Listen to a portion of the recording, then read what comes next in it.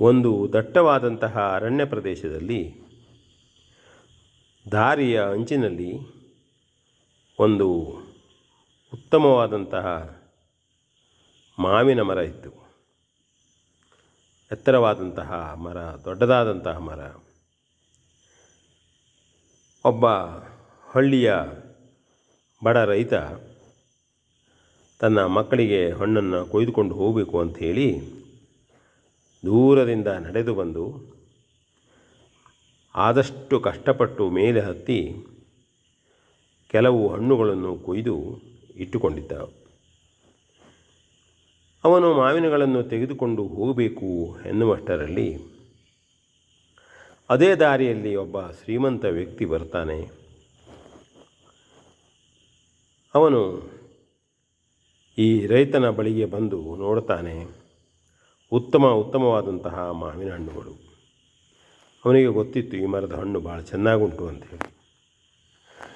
ಅವನು ನೇರವಾಗಿ ರೈತನಿಗೆ ಹೇಳಿದ, ನೋಡು, ಈ ಹಣ್ಣುಗಳನ್ನು ನನಗೆ ಕೊಡು, ನಾನು ಅದರ ಮೌಲ್ಯ ನಿನಗೆ ಕೊಡುತ್ತೇನೆ. ಆಗ ರೈತ ಹೇಳಿದ, ಇಲ್ಲ ಸ್ವಾಮಿ, ನಾನು ಅದೆಷ್ಟೋ ದಿನಗಳಿಂದ ಈ ಇಲ್ಲಿಯ ಮರದ ಹಣ್ಣನ್ನು ಕೊಯ್ದು ಹೋಗಬೇಕು ಅಂಥೇಳಿ ಮಾಡ್ತಾಯಿದ್ದೆ. ನನ್ನ ಮಕ್ಕಳು ತುಂಬ ಪ್ರೀತಿಯಿಂದ ಈ ಹಣ್ಣನ್ನು ತಿಂತಾರೆ. ಅದಕ್ಕಾಗಿ ನಿಮಗೆ ಒಂದೆರಡು ಹಣ್ಣನ್ನು ಬೇಕಾದರೂ ಕೊಡಬಲ್ಲೆ. ಈ ಬುಟ್ಟಿಯಲ್ಲಿದ್ದ ಹಣ್ಣುಗಳನ್ನು ನಾನು ಮನೆಗೆ ಒಯ್ತೇನೆ ಅನ್ನುತ್ತಾನೆ.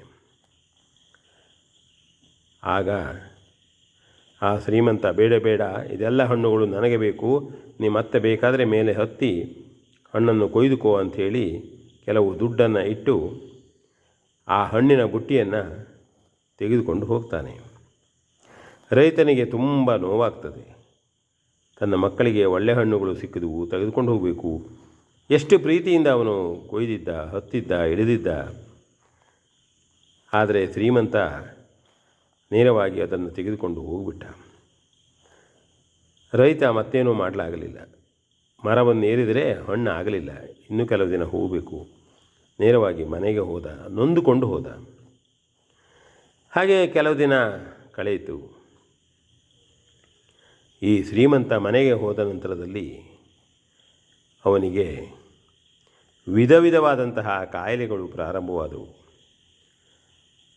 ಆಸ್ಪತ್ರೆಗೆ ಹೋದ. ವೈದ್ಯರಲ್ಲಿ ಔಷಧವನ್ನು ತೆಗೆದುಕೊಂಡ. ಹಣ ಖರ್ಚು ಮಾಡಿದ. ಇಲ್ಲ, ಉಲ್ಬಣವಾಗುತ್ತಲೇ ಉಳಿಯಿತು. ಭಾಳ ಅಶಕ್ತನಾಗಿ ಬಿಟ್ಟ.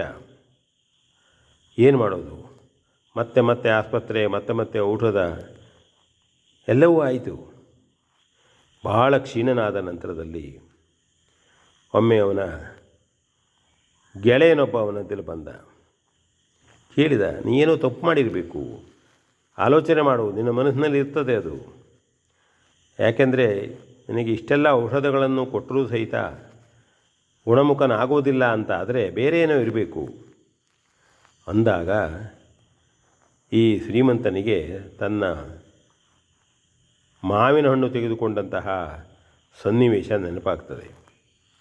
ಹೌದು ಗೆಳೆಯ, ನಾನು ಹಣ್ಣನ್ನು ತೆಗೆದುಕೊಂಡು ಬಂದೆ, ಹಣವನ್ನು ಇಟ್ಟು ಬಂದುಬಿಟ್ಟೆ.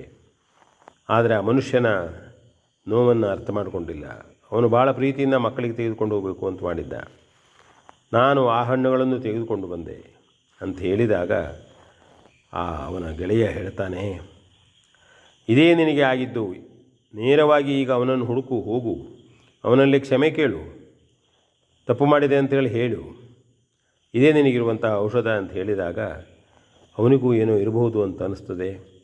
ಅವನು ಆ ಮೊದಲು ಸಿಕ್ಕಿದಂತಹ ಮಾವಿನ ಹಣ್ಣುಗಳನ್ನು ಕೊಯ್ದಂತಹ ರೈತನನ್ನು ಹುಡುಕ್ತಾ ಹೋಗ್ತಾನೆ. ಹೋಗಿ ಅವನಲ್ಲಿ ಕ್ಷಮೆ ಕೇಳ್ತಾನೆ, ಕೈ ಮುಗಿತಾನೆ. ತಪ್ಪಾಯಿತು ಒಡೆಯ, ತಪ್ಪಾಯಿತು ರೈತ ಬಂಧು. ನಾನು ನಿನ್ನ ಮನಸ್ಸನ್ನು ಅರ್ಥ ಮಾಡಿಕೊಳ್ಳದೆ, ನಿನ್ನ ನೋವನ್ನು ಅರ್ಥ ಮಾಡಿಕೊಳ್ಳದೆ ಹಾಗೆ ಬುಟ್ಟಿಯನ್ನು ತೆಗೆದುಕೊಂಡು ಹೋಗಿಬಿಟ್ಟೆ ಶ್ರೀಮಂತಿಕೆಯ ಸೊಕ್ಕಿನಲ್ಲಿ.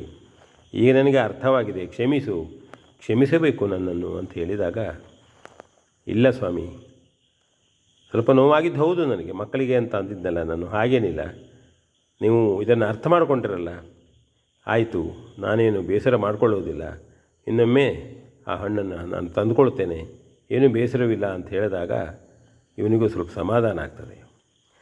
ಹಾಗೆ ಅವನು ಬಂದು ಕೆಲವೇ ದಿವಸಗಳಲ್ಲಿ ಅವನಿಗೆ ಆದಂತಹ ರೋಗವು ಗುಣಮುಖವಾಗ್ತದೆ, ಆಗ್ತಾನೆ ಅವನು. ಇದು ಕೂಡ ನಾವು ಏನಾದರೂ ಕೆಟ್ಟ ತಪ್ಪನ್ನು ಮಾಡಿದರೆ, ಬೇರೆಯವರಿಗೆ ಅನ್ಯಾಯ ಮಾಡಿದರೆ, ಮನಸ್ಸು ನೋಯಿಸಿದರೆ ನಮಗೆ ಅದು ಯಾವುದೇ ರೀತಿಯಿಂದ ಕಾಡ್ತದೆ. ನನಗೆ ಅದು ಬಿಡುವುದಿಲ್ಲ. ಶ್ರೀಮಂತ ಇರ್ಬೋದು, ಬಡವ ಇರ್ಬೋದು, ಕೋಟ್ಯಾಧೀಶ ಇರ್ಬೋದು, ಬೇಕಾದಷ್ಟು ಸಂಪತ್ತಿರ್ಬೋದು. ಆದರೆ ನಾವು ಮಾಡಿದಂತಹ ತಪ್ಪುಗಳು ನಮ್ಮ ಮನಸ್ಸಿನಲ್ಲಿಯೂ ಇರುತ್ತವೆ, ಅವು ಕೊರಿತಾ ಇರ್ತವೆ. ಇನ್ನೊಂದು ರೀತಿಯಿಂದ ಅವು ನಮಗೆ ದುಷ್ಪರಿಣಾಮವನ್ನು ಮಾಡಿಯೇ ಮಾಡ್ತವೆ, ಶಿಕ್ಷೆಯನ್ನು ಕೊಟ್ಟೇ ಕೊಡ್ತವೆ ಅಂತ ಹೇಳ್ತಾ ವಿ ಎನ್ ಭಾಗವತ್